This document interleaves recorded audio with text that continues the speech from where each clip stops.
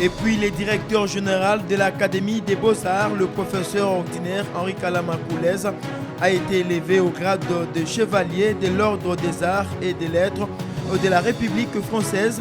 La cérémonie de la remise de la médaille a eu lieu vendredi dernier à la résidence de l'ambassadeur de France en RDC.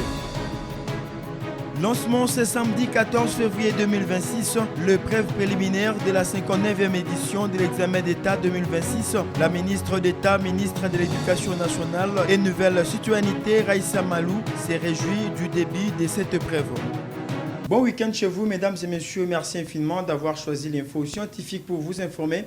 Bienvenue à tous et à toutes. La ministre d'État, ministre de l'Éducation nationale et Nouvelle Citoyenneté, Raissa Malou, a lancé ce 14 février 2026 au lycée Mama Diankeba l'épreuve préliminaire de la 59e édition de l'examen d'État 2026. La cérémonie s'est déroulée en présence des autorités éducatives et des candidats autodidactes. Gabriel Louboya était là pour les comptes de l'info scientifique. Le lancement de la 59e édition de l'examen d'État par la ministre d'État Raissa Malou ce 14 février 2026 au lycée Mama Diankeba marque bien plus qu'une simple étape académique. C'est un signal politique et social fort. En plaçant l'éducation au cœur de la vision présidentielle, le gouvernement réaffirme que l'avenir du pays se joue dans les salles des classes et dans l'intégrité des épreuves nationales. Avec 13 479 candidats inscrits, dont 3 351 rien qu'au Nord Kivu et au Sud Kivu, soit un écart des effectifs, l'examen d'État 2026 illustre la vitalité du système éducatif congolais malgré les défis sécuritaires et socio-économiques. La participation massive des autodidactes et des jeunes des zones fragilisées traduit une résilience admirable. L'école demeure un espace d'espérance et de reconstruction. Et puis, le directeur général de l'Académie des Beaux-Arts de Kinshasa, le professeur ordinaire Henri Kalama Koulez, a été élevé au grade de chevalier de l'Ordre des Arts et des Lettres de la République française. La communauté de l'Académie des Beaux-Arts s'est réjouie de cette distinction et lui adresse ses chaleureuses félicitations pour la reconnaissance de son engagement en faveur du rayonnement de la culture, des arts et des sciences à travers le monde. Merci. La France a plusieurs ordres nationaux, c'est-à-dire des types de décorations. Et en ce qui concerne le travail artistique et littéraire, c'est l'ordre des arts et des lettres. Et donc j'ai décerné à Henri Kalama les insignes de chevalier dans l'ordre des arts et des lettres. Donc c'est pour plusieurs raisons, et je l'ai dit dans mon discours tout à l'heure, c'est en raison déjà de tout ce qu'il a fait pour la culture congolaise. Ce qu'il fait pas simplement pour ses élèves, mais la manière dont il permet à ses élèves de rayonner à l'international, parce que depuis qu'il a pris la direction de l'Académie des Beaux-Arts, il a su transformer l'Académie des Beaux-Arts et il a su surtout nouer des partenariats avec beaucoup d'autres académies internationales. Et ça nous concerne directement parce qu'il y a un partenariat avec les Beaux-Arts de Paris qui nous permet maintenant d'envoyer les étudiants congolais suivre des semestres aux Beaux-Arts de Paris et plus important, des étudiants français qui viennent ici à l'Académie des Beaux-Arts. Donc ça c'est important et comme dans la relation entre la France et la RDC, la culture est un élément très important parce qu'on parle tous la même langue, il y a une grosse diaspora, on a un peu la même appréciation de la créativité. Donc Henri Kalama, et grâce à Henri Kalama, l'Académie des Beaux-Arts de Kinshasa est devenue un partenaire important de plusieurs universités, plusieurs institutions françaises. Et puis à cette occasion, le professeur Jean-Jacques Mouyembe Tanfoum a honoré de sa présence la cérémonie des remises de la médaille. Il a saisi ces moments solennels pour féliciter et encourager le directeur général de l'Académie des Beaux-Arts, le professeur Henri Kalama Koulez, saluant ses efforts constants en faveur du rayonnement de la culture congolaise sur la scène internationale. Suivez ces propos recueillis par Junior Moulouma. C'est vraiment un modèle à suivre et je crois que pour les élèves de l'Académie et même pour nous tous, c'est un modèle à suivre.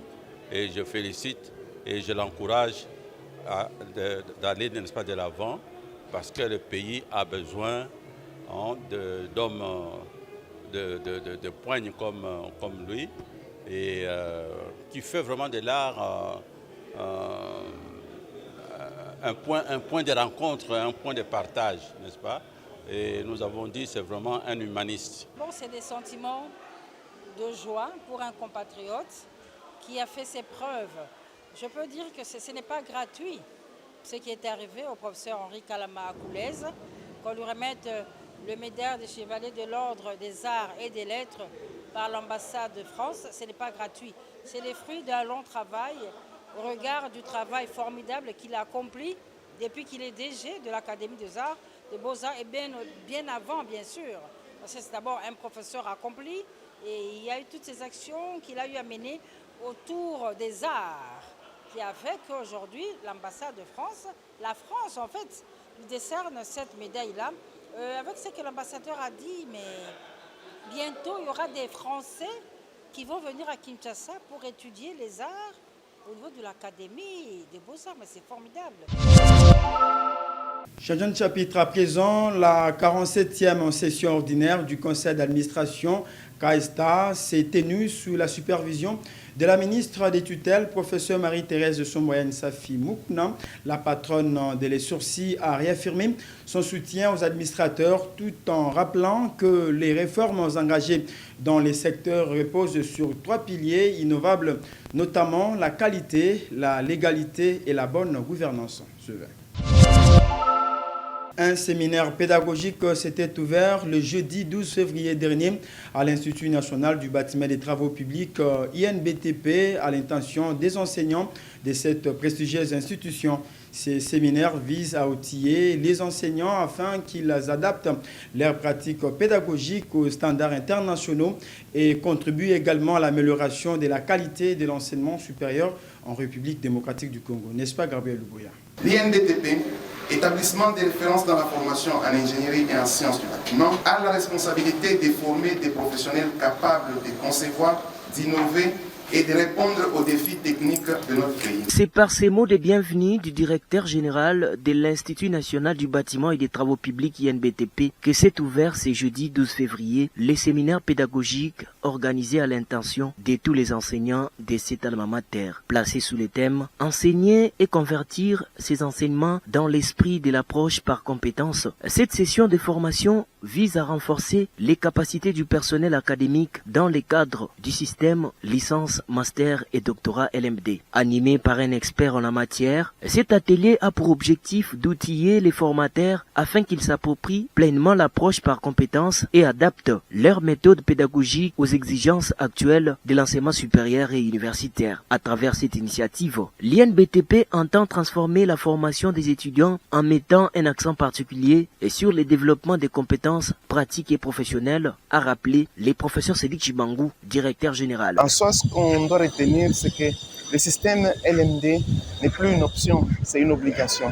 C'est une obligation parce que aujourd'hui, notre pays a besoin des gens compétents. Et ces gens compétents viendront des établissements que nous gérons aujourd'hui. Et la particularité du LMD, c'est cette approche de formation par le développement de la compétence. Donc aujourd'hui, l'INBTP s'engage pleinement dans sa mission de développer ou bien d'encadrer les étudiants par approche, par compétence. Et je pense qu'un des problèmes qui fait en sorte qu'aujourd'hui, à gauche, à droite, vous avez des gens qui essayent de renier le système LMD. Moi, je pense personnellement que c'est parce qu'eux-mêmes ne sont pas prêts à changer. C'est comme ça, à l'INBTP, avant de pouvoir continuer à former les étudiants dans ce système LMD, on s'est décidé que nous-mêmes, enseignants, puissions renforcer nos capacités dans la formation par approche, par compétence. Selon les patrons de l'INBTP, les établissements d'enseignement supérieur et universitaire de la RDC sont appelés à renforcer l'apprentissage des étudiants en misant sur la professionnalisation de l'enseignement. Il a insisté sur la nécessité d'aider les apprenants à mettre en pratique les connaissances théoriques acquises afin de répondre efficacement aux réalités du marché de l'emploi. La formation dans nos établissements d'enseignement supérieur et universitaire ne devrait pas être une formation qui donnerait seulement de la théorie aux étudiants afin qu'eux-mêmes aillent chercher encore des lieux où ils doivent développer de la compétence. Parce que pour exercer un métier, pour exercer une profession, il faudrait avoir des compétences. Mais la manière dont nous formions nos étudiants, c'était leur donner des connaissances dans lesquelles eux-mêmes devaient encore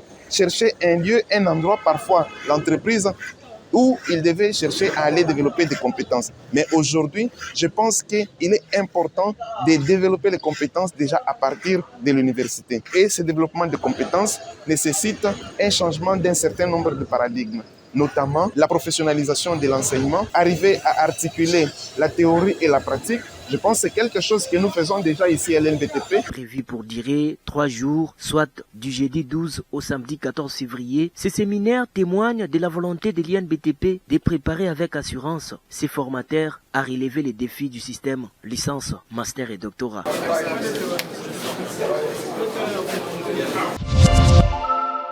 Et puis à l'université de Kinshasa, le chef des travaux Makengo Kaosu Rifan vient d'être consacré docteur en sciences politiques et administratives.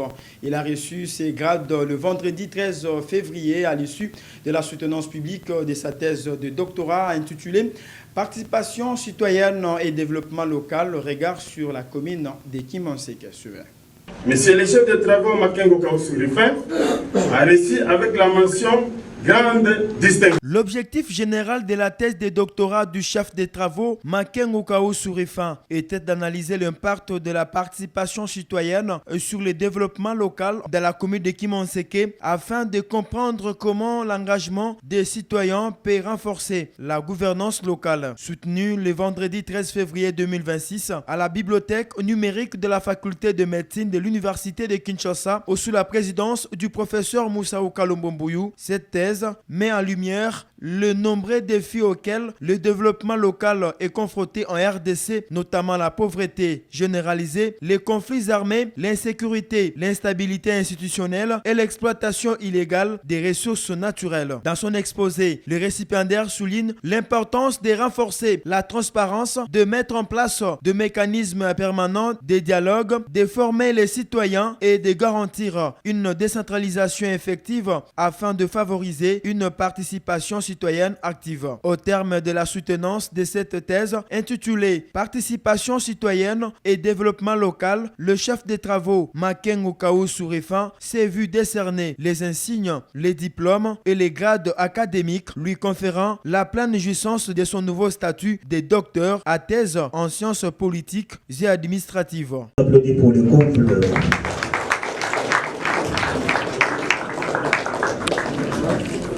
Nous avons parlé sur la participation citoyenne et le développement local dans la commune de Kimonseke. L'objectif était, n'est-ce pas, d'identifier les vrais problèmes et trouver des solutions. Voilà, c'est pourquoi nous nous sommes mis pour travailler avec les comités d'encadrement qui nous ont aidés, afin que nous puissions aboutir avec ce résultat que nous avons fait ça aujourd'hui. Nous avons demandé, là, nous recommandons, n'est-ce pas, aux autorités d'organiser des élections locales pour une décentralisation effective et ça permettrait le développement local, enfin, que nous puissions connaître l'avancée sur le plan. Que le récipiendaire a réussi avec la mention la plus grande distinction. Avec la plus grande distinction obtenue à l'issue de la défense publique de son mémoire de diplôme d'études approfondies en droit public interne à la faculté des droits de l'université de Kinshasa mardi dernier, M. Ole Koyana Nadani s'est illustré par la qualité scientifique de ses travaux. Son mémoire porte sur les juges et l'erreur normative en droit congolais. Devant le membre du jury, le candidat a expliqué que sa recherche s'intéresse à l'erreur contenue dans une norme juridique. Dans le cadre de cette étude, il a jugé nécessaire d'analyser l'attitude du juge face à une erreur commise par toute institution dotée d'un pouvoir normatif. Poursuivant son exposé, Ole Koyana Nadani a précisé qu'aujourd'hui, l'intention des chercheurs se focalise davantage sur les erreurs judiciaires, souvent considérées comme le cancer d'un système juridique. Après le jeu des questions-réponses avec le jury, le récipiendaire a tenu à souligner que l'objectif de son travail n'était pas d'inventorier les erreurs commises par l'auteur de la norme, mais plutôt d'examiner le comportement adopté par les juges lorsqu'ils se trouvent en présence d'une erreur normative. Parler sur le juge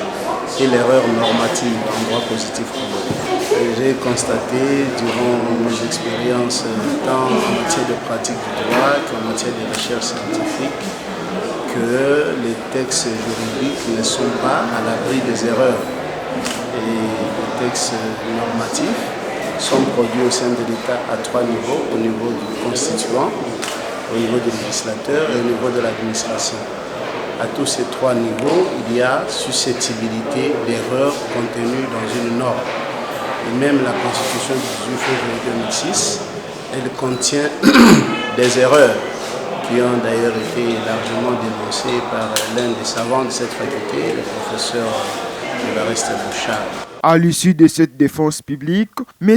Oleko Yananadani rejoint ainsi le cercle de diplômes d'études approfondies en droit public interne de l'Université de Kinshasa avec les félicitations du jury. Le jury vous félicite et vous en remercie.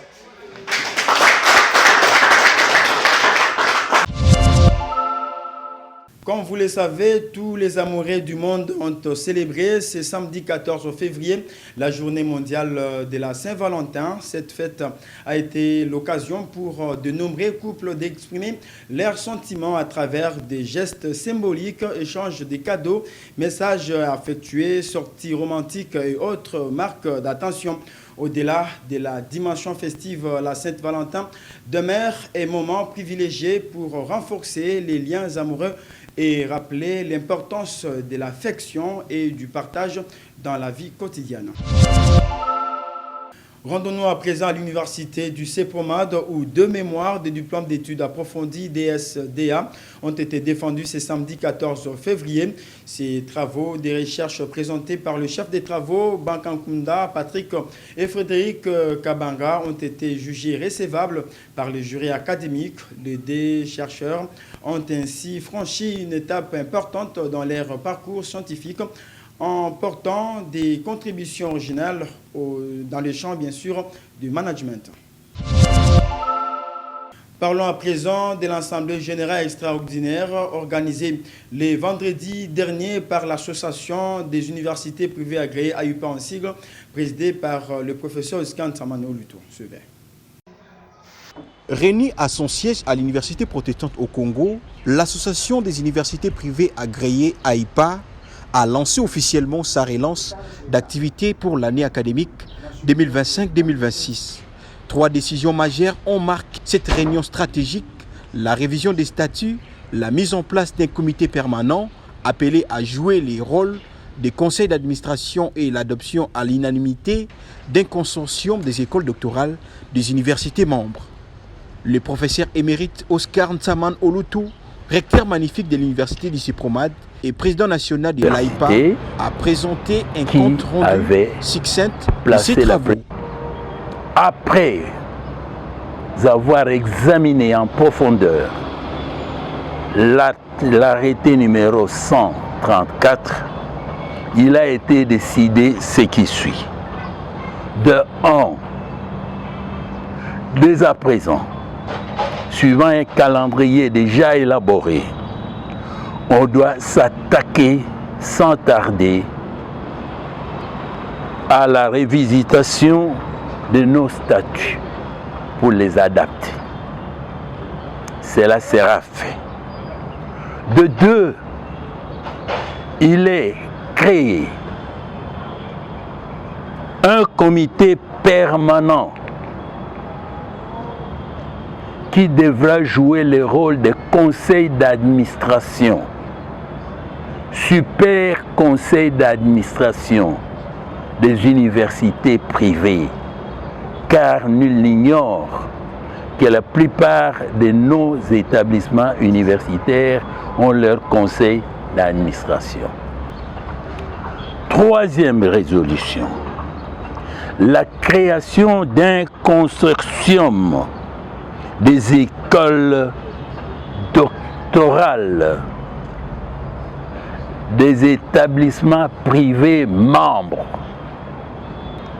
qui va pouvoir penser à mutualiser les efforts pour pouvoir répondre aux exigences de l'ANAC, pour pouvoir régulariser toutes ces situations. Il a été décidé que toutes les décisions que notre conseil d'administration prendra ici devront être entérinées par notre ministère de tutelle. Parmi les institutions présentes, l'Université catholique du Congo, l'Université protestante au Congo, l'IPGI, l'ILK, Belcampus, ainsi que plusieurs autres établissements membres de l'AIPA. Notons qu'un nouveau cap est ainsi fixé pour renforcer la gouvernance et la qualité de l'enseignement supérieur privé en RDC. Parlant encore du séminaire pédagogique organisé à l'intention des enseignants de l'Institut national du bâtiment des travaux publics INBTP qui s'est clôturé ce samedi 14 février sur une note de satisfaction générale pendant 3 jours, du jeudi 12 au samedi 14 février. Les ingénieurs formateurs ont bénéficié d'une formation intensive visant à leur permettre de s'approprier pleinement de l'approche par compétences et d'adapter leurs méthodes pédagogiques aux exigences actuelles de l'enseignement supérieur et universitaire. Kinshasa a vibré mardi 27 janvier au rythme du vernissage de l'ouvrage du professeur John Ekina Bongongo au Centre Wallonie-Bruxelles. Un livre qui ambitionne de révolutionner la gestion des ressources minières en République démocratique du Congo en proposant une approche innovante et sur la théorie de la co-construction. C'est le professeur Mapuna Mangouma qui a procédé au baptême de ces bouquins en présence de plusieurs personnalités du monde académique et médiatique, dont la directrice générale de la radio-télévision nationale congolaise, Madame Sylvie Elengue, intitulé « La théorie approfondie de la co-construction, l'essor du secteur minier, la portée économico-financière du code minier congolais, les reflets des joint ventures, leurs réformes et leur industrialisation ». Selon l'auteur, l'ouvrage dresse un regard critique sur les partenariats miniers en République démocratique du Congo et propose des pistes pour une gouvernance transparente et gagnant-gagnant. Plusieurs professeurs et chercheurs ont également commenté l'ouvrage, soulignant son apport à l'amélioration de la gouvernance et de la transparence dans l'exploitation des ressources minières en République démocratique du Congo. Théorie approfondie de la co-construction, essor du secteur minier. Et il a pour sous-titre portée économico-financière du code minier congolais, reflet des joint ventures, sa réforme et son industrialisation. Il a été publié en 2025 aux éditions universitaires européennes en Allemagne. Il s'agit d'une œuvre à la fois scientifique et d'utilité publique, produite par M. le professeur Ekina Bongongo John. C'est vous dire que M. le professeur Ekina Bongongo John est un véritable expert dans l'analyse des partenariats de type joint venture, qui est devenu son domaine de prédilection pour ses recherches. Quel est alors, dans cet ensemble de textes scientifiques produits par l'auteur, la particularité de l'ouvrage qu'il présente aujourd'hui au public? L'auteur estime qu'il existe en fait 2 formes de partenariat de type joint venture. Il y a d'abord la forme de partenariat insuffisamment productif ou tout simplement non productif qui s'apparente à celui que la RDC a toujours pratiqué dans le secteur minier avec pour support juridique les codes miniers promulgués en 2002 et en 2018. À cet égard, l'auteur constate, après analyse, que le premier code minier était trop laxiste dans la mesure où il privilégiait les partenaires étrangers au regard de la modicité des taux de taxes et droits dus à l'État congolais. Par ailleurs, après leur réajustement à la hausse dans le cadre du code minier de 2018, encore en vigueur aujourd'hui, c'est donc pour pallier cette situation que dans le cadre de la deuxième forme de partenariat de type joint venture, l'auteur propose, à travers son ouvrage actuel, une approche nouvelle de réaliser les partenariats gagnant-gagnant et garantir la réussite de leur mise en œuvre. Il s'agit du recours à la théorie de co-construction. Cette nouvelle approche a pour objectif d'amener les partenaires à se fixer des règles de jeu de manière à passer de l'extraction minière pure et simple à l'industrialisation à outrance des minerais stratégiques. Il est donc question de créer les conditions de sa mise en œuvre en RDC. L'auteur les a proposées dans son ouvrage.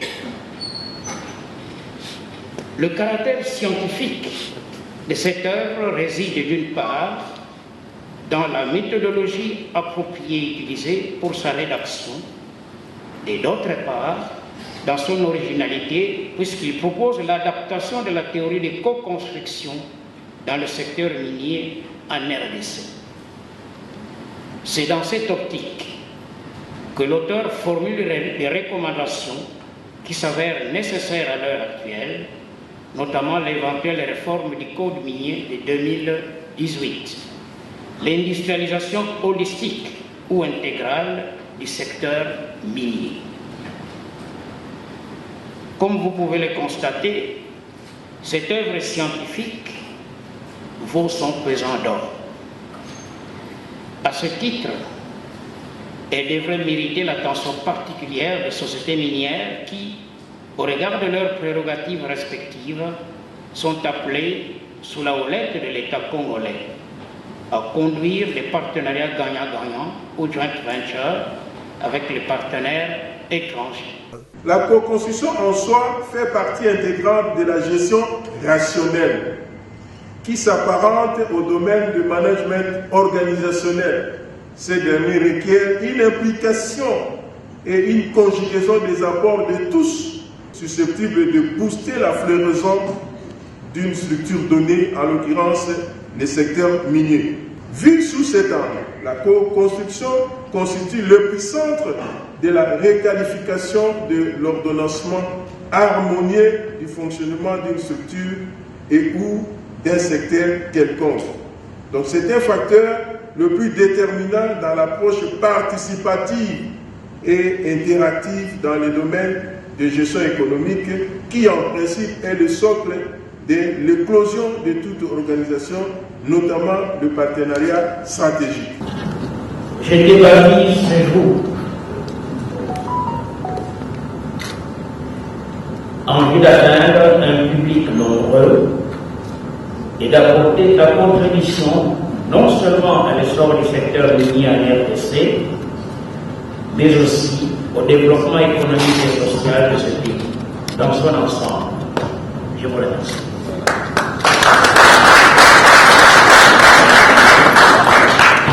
La particularité de cet ouvrage, intitulé « Théorie approfondie de la co-construction, essor du secteur minier », repose sur le fait que dans le Code minier de 2002, qui était basé essentiellement sur l'exploitation minière extractive, où tout a été fait de manière à exploiter les ressources ou les minéraux de manière brute, cela a conduit à ce que le pays ne puisse pas bénéficier de ces partenariats. Alors, dans la co-construction, étant donné que notre pays est au cœur des enjeux économiques mondiaux en ce qui concerne le minerai stratégique, alors nous avons proposé la théorie de la co-construction, c'est-à-dire passer de l'extraction minière à l'industrialisation plausible et diversifiée de minerais stratégiques. Prenant la parole, Madame Sylvie Elengue, directrice générale de la RTNC, a salué ces bouquins qu'elle a qualifiés de contributions scientifiques majeures à la réflexion sur les défis des mines congolaises, félicitant ainsi l'auteur pour la pertinence de son travail. Ici, j'aimerais vraiment féliciter le professeur Ekina Bongogo pour son ouvrage. Malheureusement, je n'ai pas eu le temps de le lire. Je crois qu'on pourra l'acheter et le lire et le comprendre.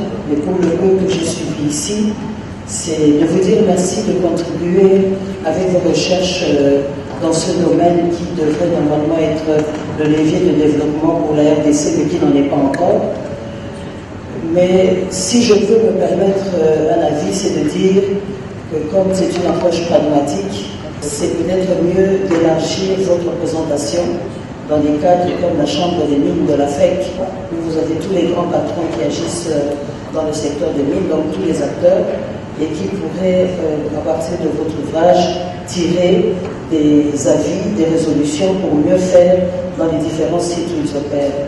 Aussi, c'est de présenter ce livre aux gouvernants, nos institutions, les institutions de la République.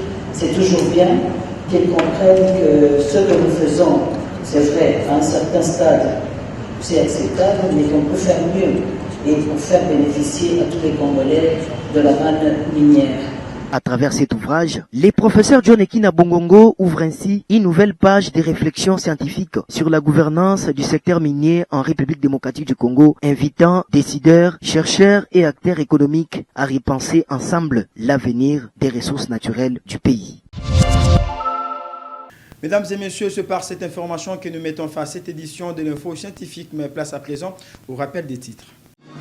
Et puis, le directeur général de l'Académie des Beaux-Arts, le professeur ordinaire Henri Kalama Koulez, a été élevé au grade de chevalier de l'Ordre des Arts et des Lettres de la République française. La cérémonie de la remise de la médaille a eu lieu vendredi dernier à la résidence de l'ambassadeur de France en RDC. Lancement ce samedi 14 février 2026, l'épreuve préliminaire de la 59e édition de l'examen d'État 2026. La ministre d'État, ministre de l'Éducation nationale et Nouvelle Citoyenneté, Raïssa Malou, s'est réjouie du début de cette épreuve. Ce journal est complètement fini. Merci infiniment de l'avoir suivi.